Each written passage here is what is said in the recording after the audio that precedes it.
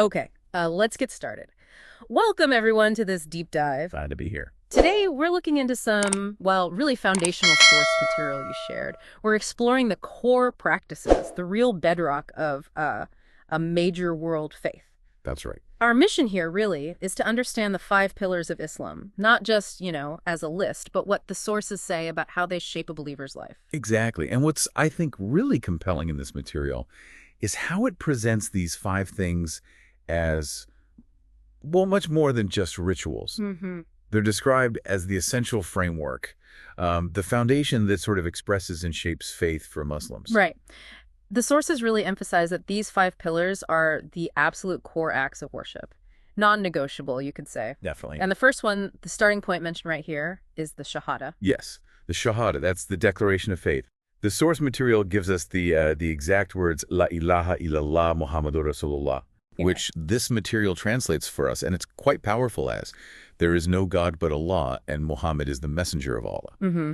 And the source points out this is the central belief, isn't it? It affirms the absolute oneness of God and the key role of Prophet Muhammad as the final messenger. It sets the stage for everything else. It's the core belief. Yeah, it reorients everything. Precisely. And building right on that inner declaration, the source then describes how this belief is actually put into practice, like every single day, through the second pillar. Salah. Salah. Okay, so this is performing the 5 daily prayers. Correct. And the source gives the specific times, which I always find interesting. It shows how prayer isn't, just a Sunday morning thing, but it's a rhythm woven right through the day. Yeah, it structures the day. The times listed are Fajr, that's before sunrise, then Duhr, afternoon, Asr is afternoon, Okay. Maghrib, right after the sun sets, and then Isha at night.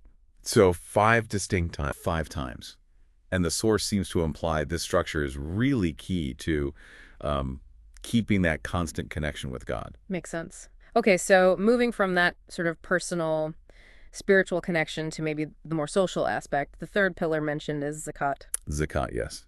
This is the practice of charity, specifically giving a portion of your wealth to help those in need. And the sources mention a specific amount. Yeah, the usual amount cited is 2.5% of one's sort of eligible wealth. 2.5%. And what really jumped out at me in the source's description was the purpose behind it. It's not just about giving money away. Right. It talks about how it purifies wealth and also actively supports the community.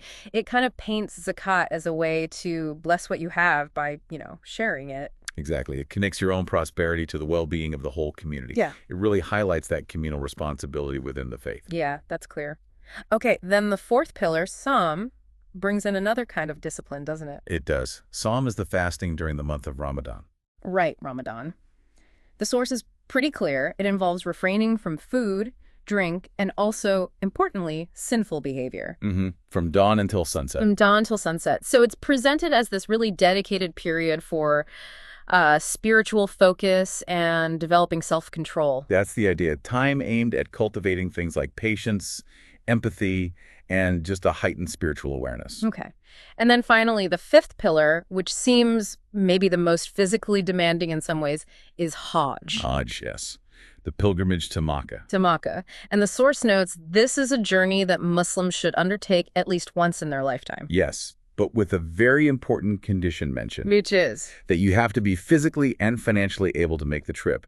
It's not obligatory if you can't manage it. Right, okay. So it's a major milestone, but only if circumstances permit. Exactly. So looking back at these sources then, it's really clear why they're called pillars. You've got Shahada, Salah, Zakat, Psalm, and Hajj. They really do form the fundamental structure. Yeah, the foundation for a Muslim's spiritual practice and their daily life, according to this material. They're presented as the core actions that really embody and strengthen faith. Absolutely. Well, this deep dive into your source material has definitely given us a clear picture of these foundational practices in Islam. It really has. And it kind of leaves us with a powerful question that the source material itself brings up for you, the listener, to think about. Mm-hmm.